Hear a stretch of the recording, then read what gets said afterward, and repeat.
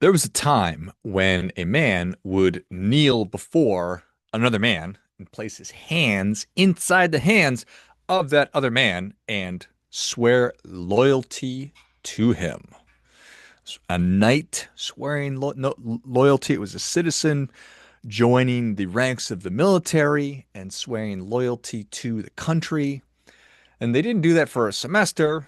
They didn't do that until something better came along. They did it for life. And if that oath of loyalty was broken, it wasn't considered self-discovery or change of mind. It was treason. And treason, normally punishable by death. So super serious. Fast forward to where we are a few centuries later, and we have groups of kids, and they probably aren't still doing this. You remember the Pledge of Allegiance, right? You put your hand over your heart, everybody stood up, looked at the flag, and they said, I pledge allegiance to the flag of the United States of America. Do they still do that? I sort of doubt that they do. I wish that they would, but I doubt that they do. Now, the words, obviously, the Pledge of Allegiance, that was still there, but it wasn't not quite as serious. But that practice, the act of actually pledging allegiance, is still one of the most powerful things that we as human beings can do because it's not a slogan. It is it is the closing of doors. It is the sharpening or narrowing of focus. And we don't do that much anymore because we modern human beings, especially modern Americans, we really do not like closed doors. We like optionality. We like choice. We don't want to have limits placed upon us for anything. I want to be able to stream whatever I want, whenever I want to. I want to be able to swipe into oblivion and date. And I want unlimited credit. I want to continually upgrade and optimize and customize things. So, what we've done though is we have mistaken that optionality for freedom because that's not.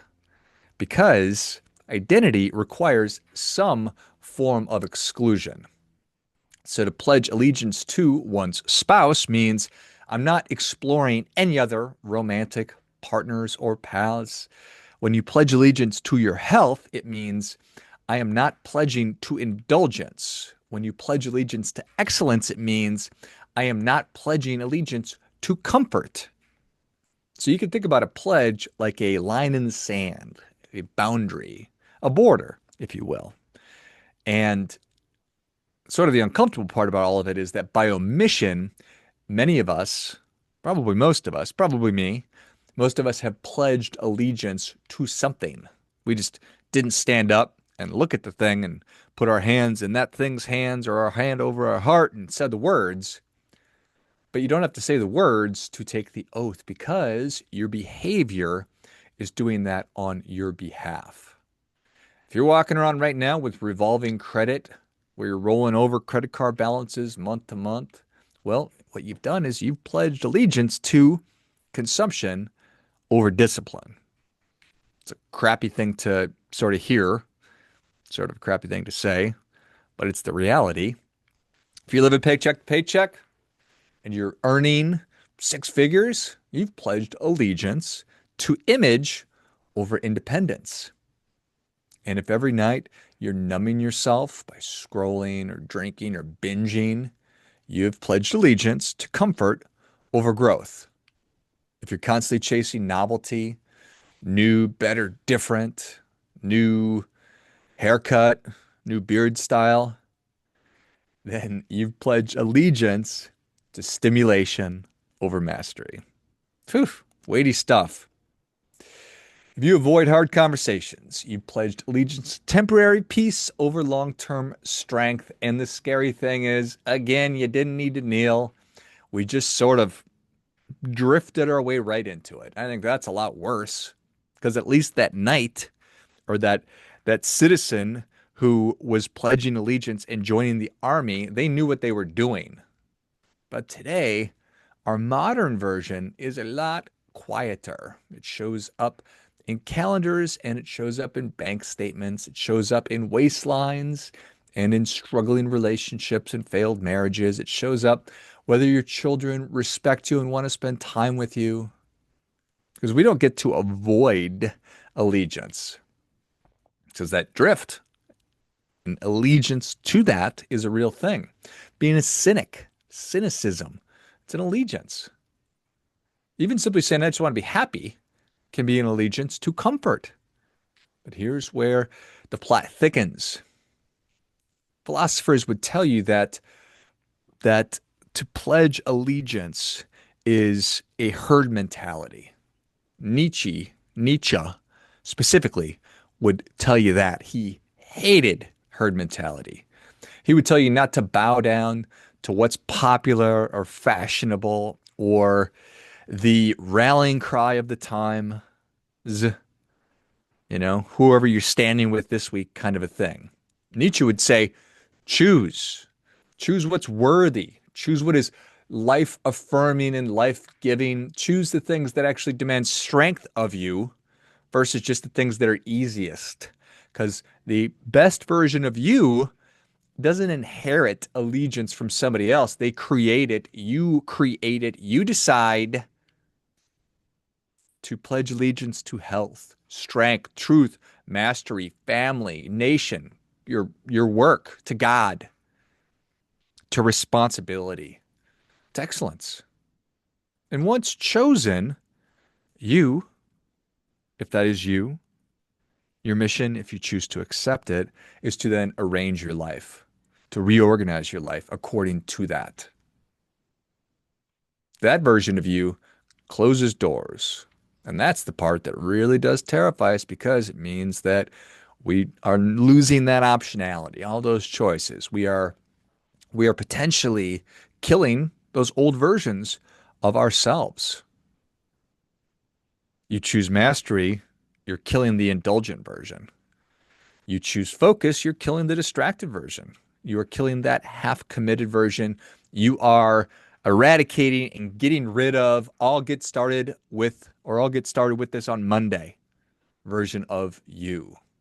So when you're pledging your allegiance to health, you are putting late night gluttony's neck on that guillotine, pulling the rope as the blade falls. Oof. When you pledge allegiance to your marriage, you're executing, like killing, those fantasies of wandering around. When you pledge allegiance to excellence, you're executing laziness. When you pledge allegiance to financial strength, you are killing impulsive spending, which is good. And in so doing, you're becoming dangerous, not to other people. You're becoming dangerous to those lower versions of you, to your lower self. And that is power. It's not power to control other people. It's the power to control the trajectory and ultimate wherever it is that you're going to end up in life. So the real tragedy that we are experiencing in modern life, it's not that we're being oppressed. It's really diffusion. We are pledging allegiance to too many things. We're pledging allegiance to things that don't really matter, to fragmentation, to not enough weighty things. We're not really picking up the heaviest things that we can carry. We're barely picking up anything because it takes work to carry things. So, you don't have infinite time. You don't have infinite attention. You don't have infinite energy. Maybe you have infinite money, but I bet not. Not too many of us have that.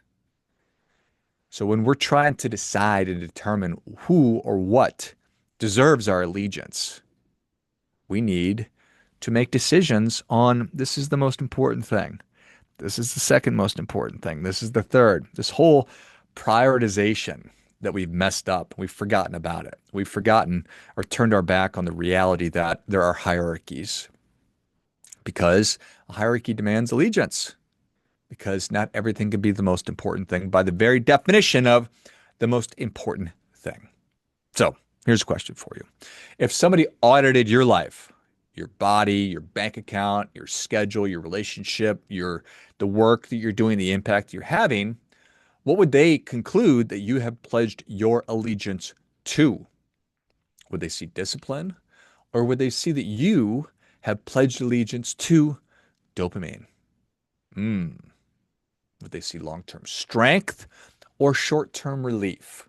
Would they see a woman or a man who chose intentionally, or just somebody who drifted around, carried along by the currents of life?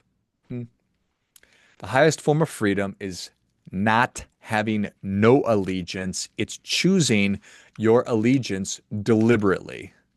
And once chosen, it's defending it, not screaming about it, not in a performative way, doing it just every day, going about your business through action, doing the things that you know are going to get you what you actually decided that you want. Because the world doesn't need more people with opinions. It needs more people with chosen allegiances. Stand up, slam some doors, pick the few things that you're going to choose allegiance to or pledge allegiance to, and then let your life be evidence of your allegiances. What we're really talking about here is doing your part by doing your best.